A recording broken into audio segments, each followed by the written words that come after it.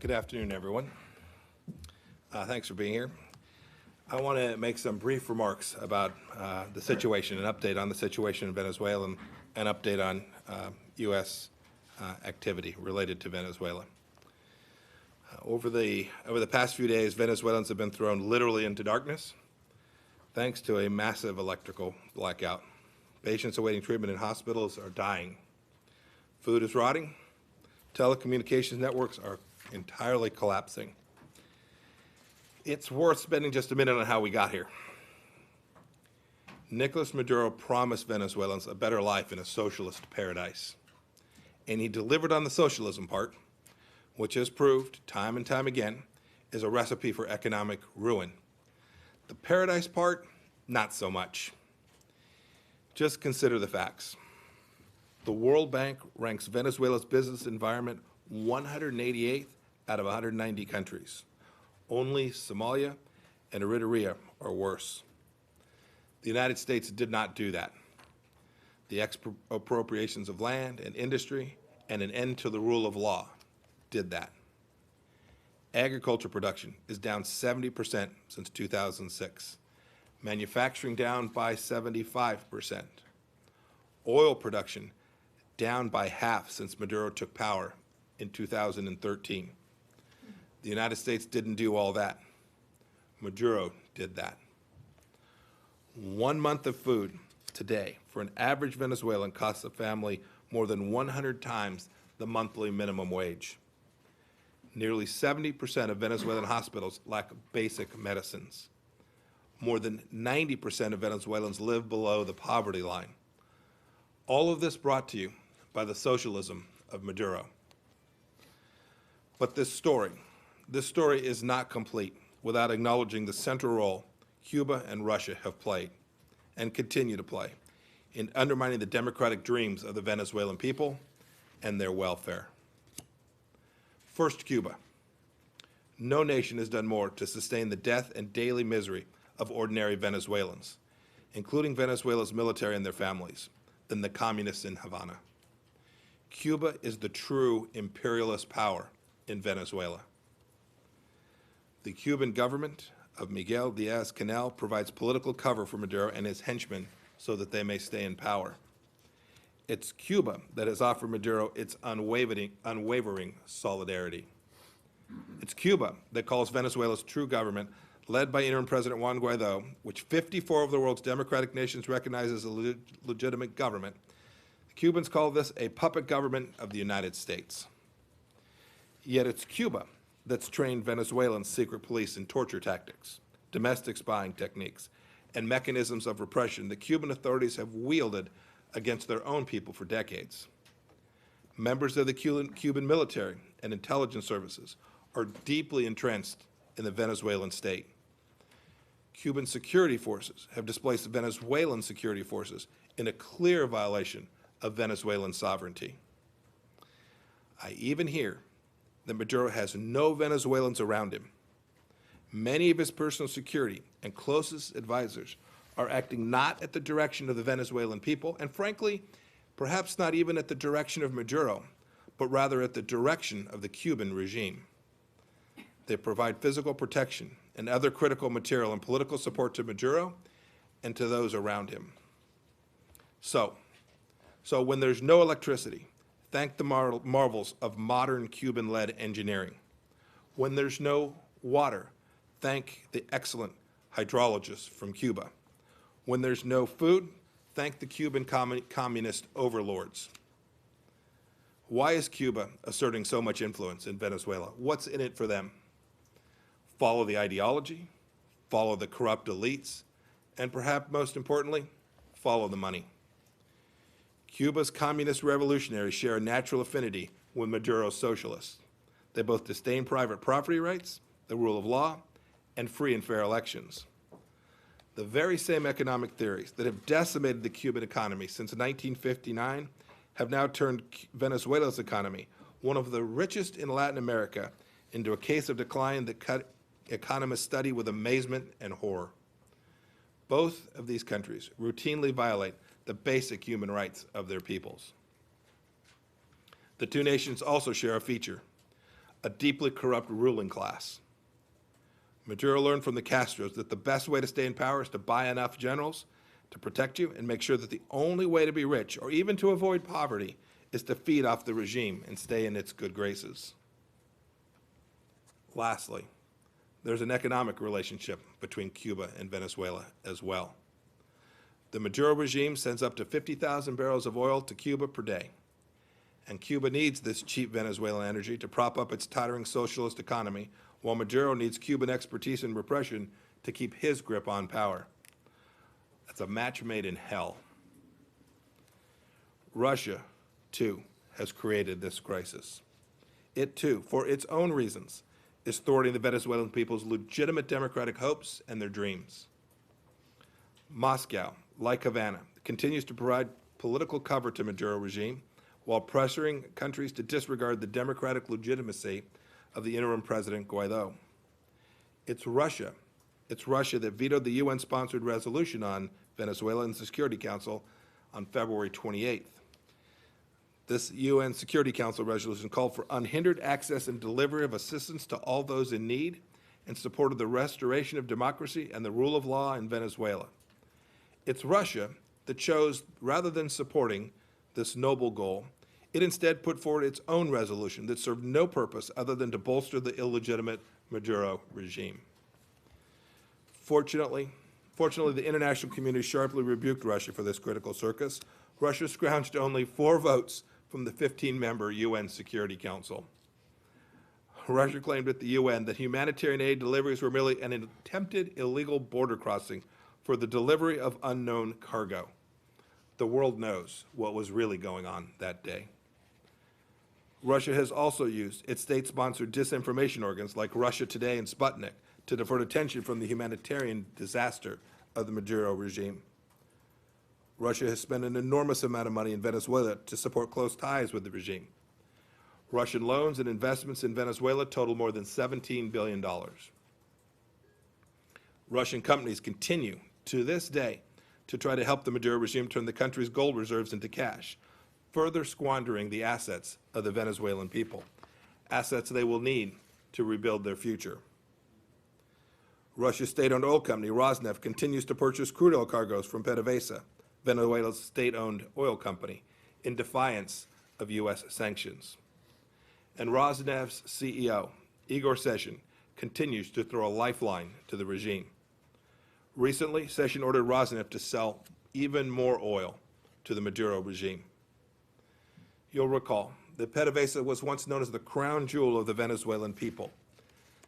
PDVSA is today now a personal ATM for the Maduro regime and for Russian oligarchs and kleptocrats.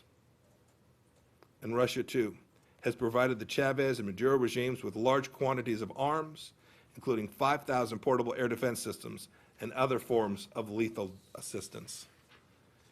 The Kremlin is standing with its Venezuelan cronies against the will of the people of a sovereign nation to protect a Moscow-friendly regime. It's worth taking just a moment to compare Cuba and Russia's malign actions with what the United States has done. The United States has recognized Juan Guaido as the legitimate president of Venezuela and used diplomacy to convince other countries to do the same. Today, over 50 nations have made this proper choice and formally recognized Juan Guaido. We've given more than $195 million to help Venezuelan refugees, including $152 million worth of humanitarian assistance and $43 million in economic and development assistance. We've made sure that wealth derived from Venezuela's precious resources goes to the people instead of lining the pockets of the Maduro mafia.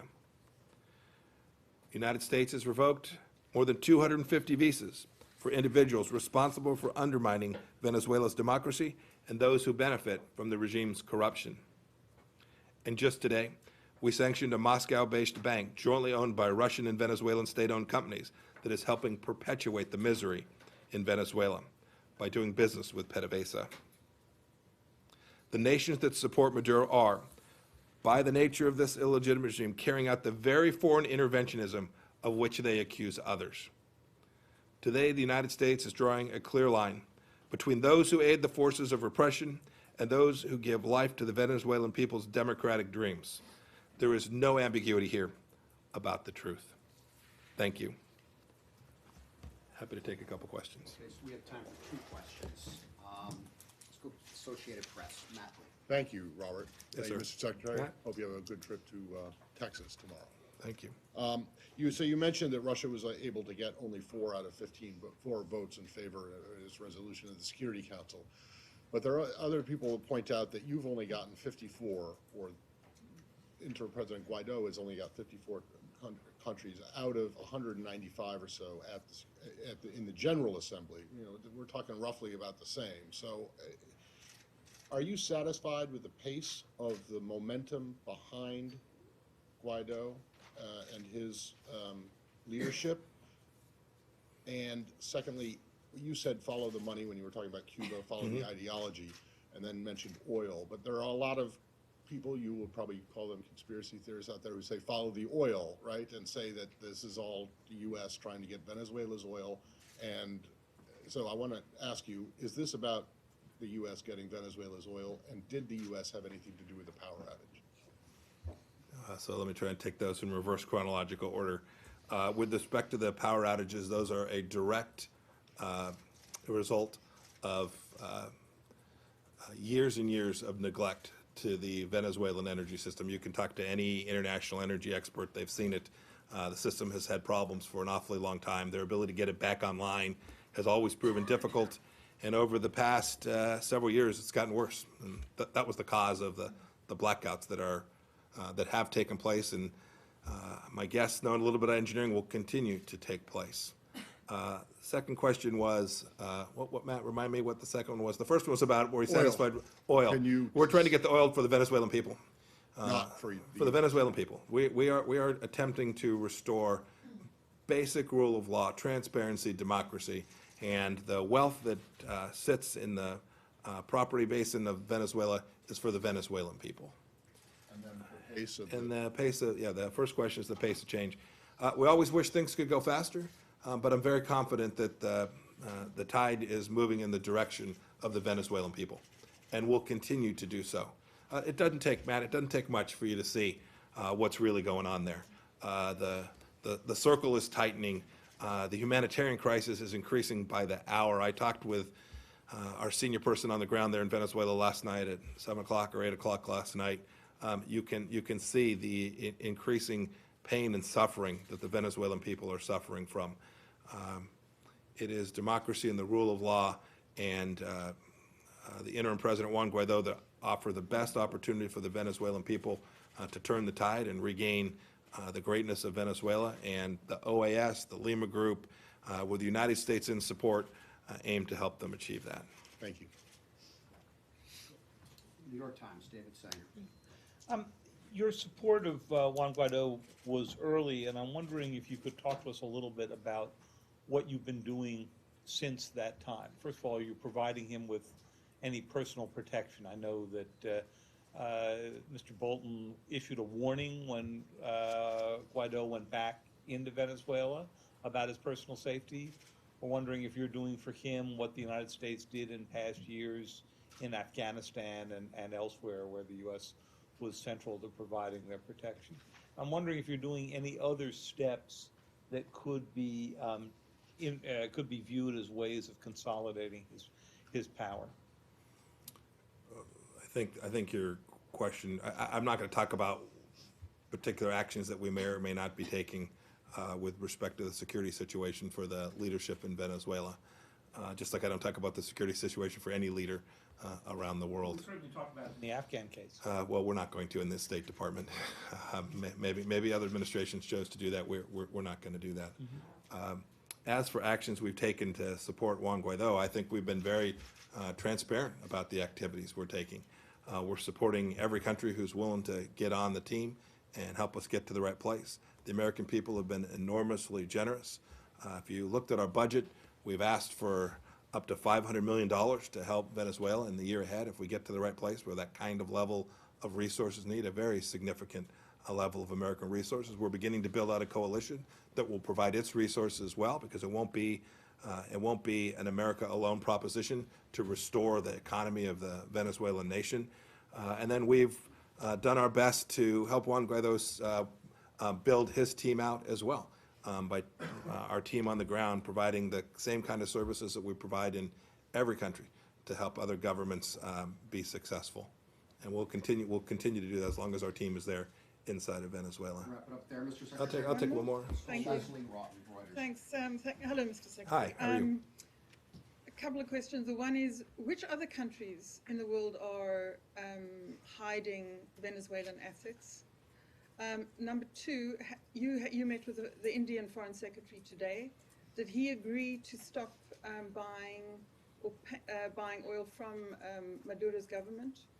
They said they were going to, they've told us that they were going to talk to you about this very issue. So what exactly are you asking of them, and have they agreed? Yeah, so we're asking the same thing of India as we are of every country. Do not be the economic lifeline for the Maduro regime. So we talked about today. I certainly won't characterize the conversations, they're private conversations, but I'm very confident in the same way that India has been incredibly supportive of our efforts on Iran. I'm confident that they too understand the real threat to the Venezuelan people. And so we had a good conversation around that. And in terms of which other countries are hiding assets, I assure you that those countries will know. But I'm not going to share that with you today, because if I mention them here today, goodness knows how many of them will end up inside of Russia. We do not want assets that are around the world taken and transferred to Russia, where they'll be hidden in the very way that I described in my opening remarks today. We have a handful of countries that are providing aid and comfort to the Maduro regime at enormous expense to the people of Venezuela. And we want to make sure that the resources that the Venezuelan people are going to need after Maduro leaves, we want to make sure those resources are available for the Venezuelan people and not shipped off to Cuba or to Russia or to Iran. Great. Thanks, everybody. Thank you, everybody.